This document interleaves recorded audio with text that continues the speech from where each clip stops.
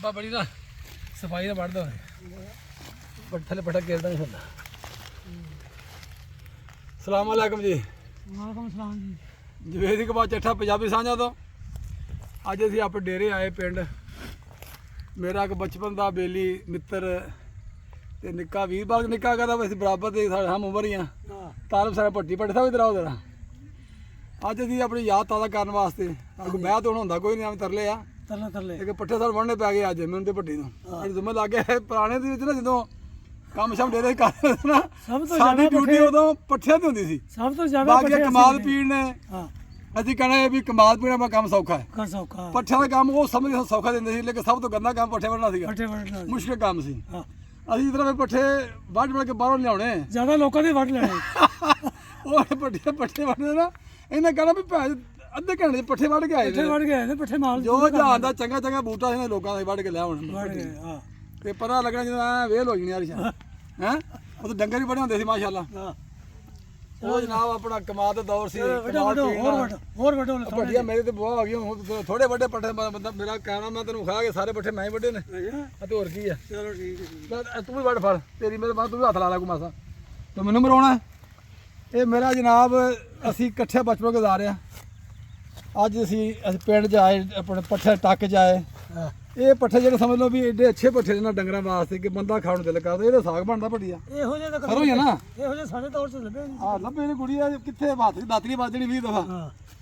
ਤੇ ਇਹ ਜਨਾਬ ਸਰੋਂ ਸਾਗ ਜਿਹੜਾ ਸ਼ਹਿਰਾਂ 'ਚ ਜਿਹੜਾ ਬੜਾ ਮਸ਼ਹੂਰ ਹੈ ਇਹ ਸਾਗ ਹੈ। ਇਹ ਸਾਗ ਨਾ ਜਵੀਰ ਲਾ ਕੇ ਤੇ ਡੰਗਰਾਂ ਦਾ ਸਾਗ ਬਣ ਜਾਂਦਾ ਹੈ।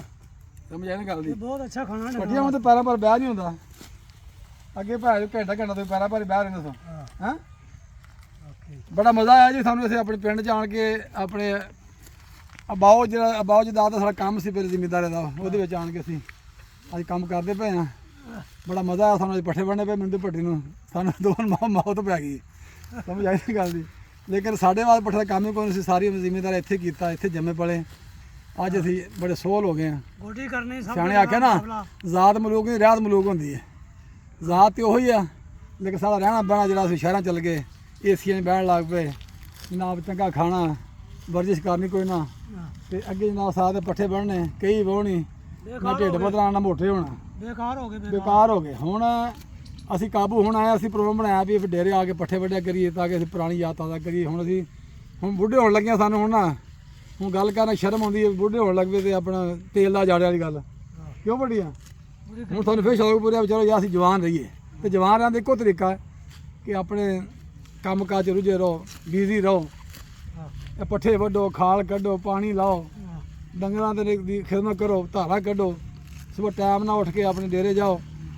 ਹਾਂਜੀ ਤੇ ਸਿਹਤ ਦਾ ਰਾਜ ਸਾਡਾ ਬੁਢਾਪੇ 'ਚ ਹੁੰਦੇ ਹੋਈ ਆ। ਹੋਰ ਹੱਲ ਕੋਈ ਨਹੀਂ। ਸਾਰੇ ਹੱਲ ਵਰਤ ਕੇ ਵੇਖ ਲਏ ਆ ਕੋਈ ਹੱਲ ਨਹੀਂ। ਕਿਉਂ ਭੱਟੀਆ ਕੋਈ ਹੱਲ ਨਹੀਂ। ਤੂੰ ਕੀ ਕਹਿਣਾ ਚਾਹੇਗਾ ਜਿਹੜਾ ਭੱਟੀ ਗੱਲ ਸੁਣ ਹੈਂ ਕੋਈ ਹੱਲ ਨਹੀਂ। ਹੁਣ ਦੱਸ ਇਸ ਕੰਮ ਤੋਂ ਮਾਲ ਡੰਗਰ ਦੇ ਪੱਠੇ ਪਾਓ ਮਾਲ ਨੂੰ ਪਾਓ ਸਕੂਨ ਕਰੋ ਜ਼ਿੰਦਗੀ ਲੈਦਾ ਕਰ ਲਓ ਦੁਨੀਆਦਾਰੀ ਤੋਂ ਤੇ ਸਕੂਨ ਹੈ ਕੰਮਕਾਰ 'ਚ ਸਕੂਨ ਹੈ ਬਾਕੀ ਕੋਈ ਸਕੂਨ ਨਹੀਂ।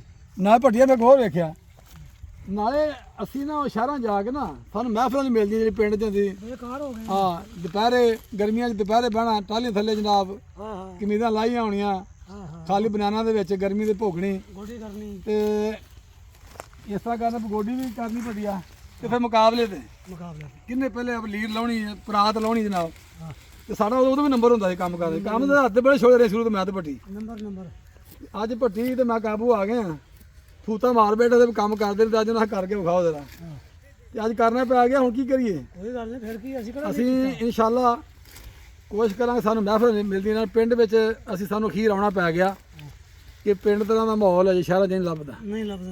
ਉੱਥੇ ਹਮਸਾਇਆ ਕੋਈ ਕਿਸੇ ਦਾ ਵਾਕਿਫ ਨਹੀਂ ਕੋਈ ਕਿਸੇ ਦਾ ਦੁੱਖ ਦਰਦ ਵੰਡਣ ਵਾਲਾ ਕੋਈ ਨਹੀਂ। ਇੱਥੇ ਭੈਣਾਂ ਭਰਾ ਰਿਸ਼ਤੇਦਾਰੀਆਂ ਪਿੰਡ ਦਾ ਮਾਮਲਾ ਇੱਕ ਪਿੰਡ ਜਿਹੜਾ ਪੂਰਾ ਇੱਕ ਕੁਨਬਾ ਹੁੰਦਾ ਹੈ ਇੱਕ ਖਾਨਦਾਨ ਹੁੰਦਾ ਉਹਦੇ ਵਿੱਚ ਰਹਿ ਕੇ ਸਾਨੂੰ ਬੜਾ ਅਸੀਂ ਸਕੂਨ ਮਹਿਸੂਸ ਕੀਤਾ। ਅਸੀਂ ਆਏ ਸੁਬਾਹ ਦੇ ਅਸੀਂ ਆਪ ਹੀ ਚਾਰ ਕੇ ਪੱਠੇ ਪੁੱਠੇ ਵੱਢੀ ਜਾਂਦਾ ਹੈ ਵੱਢੋ ਵੀ ਅੱਜ ਵੇਖ ਲਓ। ਅੱਜ ਸਾਨੂੰ ਬੜਾ ਸਵਾਦ ਆ ਵੇਖਿਆ ਜਿਵੇਂ ਕਿਸੇ ਪੱਠੇ ਢੇਰੇ ਕਰ ਛੜੀਆਂ ਸੀ ਪਿੱਛੇ। ਹਾਂਜੀ ਲੇਕਿਨ ਅੱਜ ਨਾ ਸਾਨੂੰ ਉਹ ਜਗ੍ਹਾ ਯਾਦ ਆ ਗਈ ਭੱਟੀਆਂ ਪੁਰਾਣੀਆਂ ਗਾਲੇ 'ਚ ਸਾਡੇ ਬਨਾਨਾ ਵੀ ਨਾ ਹੋਣੀਆਂ ਪਾਟੇ ਲੀੜੇ ਹੋਣੇ ਤੇ ਧੋਤੀ ਬੱਧੀ ਭੱਟੀਆਂ ਧੋਤੀ ਵੀ ਕਾਹਦੀ ਹੋਣੀ ਬਸ ਗਿੱਟਿਆਂ ਦੇ ਉੱਤੋਂ ਤੋਂ ਧੋਤੀ ਖੁੱਚਾ ਤੱਕ ਗਈ ਹੁੰਦੀ ਧੋਤੀ ਕੇ ਇੱਥੇ ਜਨਾਬ ਉੱਥੋਂ ਭੁੱਖ ਲੱਗਣੀ ਆ ਬੰਨਿਆਂ ਤੇ ਮੂਲੀਆਂ ਬੀਜਦੇ ਸੀ ਉਦੋਂ, ਗੋਂਗਲੂ ਬੀਜਦੇ, ਦੇਸੀ ਗੋਂਗਲੂ ਹੁੰਦੇ ਸਨ, ਉਹ ਜਿਹਨੂੰ ਸ਼ਲਜਮ ਕਹਿੰਦੇ ਨੇ। ਆ ਬੜਾ ਕਲਚਰ ਹੈ ਜੀ ਇਹ ਜ਼ਿਮੀਂਦਾਰੇ ਦਾ ਜਾਂ ਇਹ ਪੰਜਾਬ ਦਾ ਜਿਹੜਾ ਤੁਸੀਂ ਇਹ ਇੱਥੇ ਤੁਸੀਂ ਬਹਿ ਕੇ ਪੱਠੇ ਵੜੋਗੇ, ਤੁਹਾਡੀ ਪੂਰੀ ਜਿਸਮ ਦੀ ਵਰਜਿਸ਼ ਹੈ, ਵਰਜ਼ਿਸ਼ ਹੈ। ਬਾਹਾਂ ਦੀ ਜਿਸਮ ਪੂਰਾ ਹਿਲਦਾ ਹੈ। ਸਾਡੇ ਵੱਡੇ ਇੱਥੇ ਖੱਪ ਕੇ ਵਿਚਾਰੇ ਦੁਨੀਆ ਤੋਂ ਚਲੇ ਗਏ, ਐਸੇ ਇਹਨਾਂ ਜ਼ਮੀਨਾਂ ਦੀ ਤੁਰਦੇ ਫਿਰਦੇ ਚਲੇ ਗਏ। ਪੱਟੀ ਅਸੀਂ ਬੁੱਢੇ ਕਿਉਂ ਆਏ? ਬੁੱਢੇ ਅਸੀਂ ਇਹ ਚੀਜ਼ਾਂ ਛੱਡ ਦਿੱਤੀਆਂ। ਹਾਂ ਬੇਸਿਕਲੀ ਸਾਡੀ ਬੁਨਿਆਦੀ ਚੀਜ਼ਾਂ ਇਹ ਸਨ ਜਿਹੜੇ ਸਾਡੇ ਬੁੱਢੇ ਨਹੀਂ ਸੁਣ ਦਿੰਦੀਆਂ। ਬੁੱਢਿਆਂ ਨੇ ਸੀ ਕੋਈ ਦੂਸਰਾ ਸਾਡੇ ਆਪਸ ਚ ਰਹਿਣ ਸਹਿਣ ਦਾ ਤਰੀਕਾਕਾਰ, ਭੈਣਾਂ ਭਰਾਵਾਂ ਦਾ ਕੋਈ ਇਕੱਠ ਬਹਿ ਗੱਪਸ਼ਪ ਮਾਰਨੀ, ਸਾਡੇ ਜ਼ਿਹਨ ਦੀ ਜਿਹੜੀ ਤੁਹਾਡੀ ਹੈ ਨਾ, ਜ਼ਿਹਨ ਦੀ ਤੁਹਾਡੀ ਵਰਜਿਸ਼ ਲੱਸੀ ਉਹ ਇਹੋ ਪੀਣੀ, ਸੀ। ਮਿੱਠੀ ਲੱਸੀ ਕੀ ਬਾਤ ਉਹਦੀ ਤੇ ਗੰਨਾ ਚੂਪਣਾ। ਗੰਨੇ ਥੋੜੇ ਚੂਪਣੇ ਹਾਂ ਜਨਾਬ, ਸ਼ਾਮੀ ਮਤਲਬ ਲੱਗ ਸੌਂ ਨਹੀਂ ਹੁੰਦਾ ਬੰਦਿਆਂ ਕੋਲ। ਮੂਲੀ ਖਾ ਲੈਣ ਤਾਂ ਨਹੀਂ ਮੂਲੀ ਇੱਥੇ ਮੂਲੀ ਬਹੁਤ ਚੱਲਦੀ ਹੁੰਦੀ ਸੀ, ਤੇ ਜਿਹੜਾ ਮੂਲੀ ਖਾ ਲੈਂਦਾ ਸ਼ਾਮੀ ਉਹ ਨੱਕ ਲੱਗ ਬਹਿਣ ਦਾ ਕਿਸੇ ਨੂੰ ਨਾ ਨਾ, ਉਹ ਕਿਸੇ ਦੇ ਲੱਗ ਪੈਂਦਾ, ਡਰਦਾ ਕਿ ਚਪੇੜਾਂ ਪੈਣਗੀਆਂ, ਵਿੱਚ ਚਪੇੜਾਂ ਪੈਣਗੀਆਂ ਤੇ ਕੰਮ ਖਰਾਬ ਹੋਏਗਾ। ਹੁਣ ਅਸੀਂ ਭਾਈ ਪੱਠੇ ਪਾਉਣ ਲੱਗੇ ਆ, ਹਾਂ ਮੇਰਾ ਕੈਮਰਾ ਮੈਂ ਦੁਬਾਰਾ ਵਿਖਾਏਗਾ ਪੱਠਿਆਂ ਨੂੰ। ਉਹ ਖਾਏਗਾ। ਇਹ ਹੁਣ ਪੱਠੇ ਵੱਢ ਕੇ ਤੇ ਅਸੀਂ ਇਹ ਹੁਣ ਪੰਡ ਬਣਾਉਣ ਲੱਗੇ, ਇਹਨੂੰ ਕਹਿੰਦੇ ਪੰਡ, ਇਹ ਪੰਡ ਬੰਨਣ ਲੱਗੇ। ਯਾਨੀ ਕਿ ਸਾਰੀਆਂ ਢੇਰੀਆਂ ਇਕੱਠੀ ਕਰਕੇ ਜਦੋਂ ਅਸੀਂ ਬੰਨਾਂਗੇ ਉਹਨੂੰ ਕਹਿੰਦੇ ਪੰਡ। ਤੇ ਜਦੋਂ ਸਾਰੇ ਪੱਠੇ ਇਕੱਠੇ ਹੋ ਜਾਂਦੇ ਨੇ ਤੇ ਫਿਰ ਇਤਫਾਕ ਹੋ ਜਾਂਦਾ, ਤੇ ਫਿਰ ਚੁੱਕਣੀ ਔਖੀ ਹੋ ਜਾਂਦੀ ਹੈ। ਹਾਂ ਇਤਫਾਕ 'ਚ ਵੱਡੀਆ ਬਰਕਤ ਹੈ ਨਾ,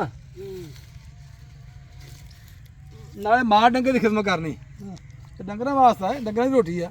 ਬਿਲਕੁਲ ਬਿਲਕੁਲ। ਇਹਦੇ ਵਿੱਚ ਹਰ ਕਿਸਮ ਦਾ ਪੱਠਾ ਹੈਗਾ, ਡੰਗਰਾਂ ਵਾਸਤੇ ਸਮਝ ਲਓ ਵੀ ਆਪਾਂ ਬਿਰਿਆਨੀ ਪੱਕਣ ਡਈ ਹੈ। ਬਿਰਿਆਨੀ ਹਾਂਜੀ, ਛੋਟਾ ਗੋਸ਼ਤ ਵਿੱਚ ਪਾਇਆ, ਹਾਂ ਬਿਰਿਆਨੀ ਬਲਕਿ ਪੱਕ ਗਈ ਕਿ ਹੁਣ ਸਾਡੀ ਪੱਕਣ ਸਾਡੀ ਬਿਰਿਆਨੀ ਪੱਕਣਾ ਰਹਿ ਗਈ ਹੈ, ਇਹ ਤੇ ਬਿਰਿਆਨੀ ਪੱਕ ਗਈ ਹੈ।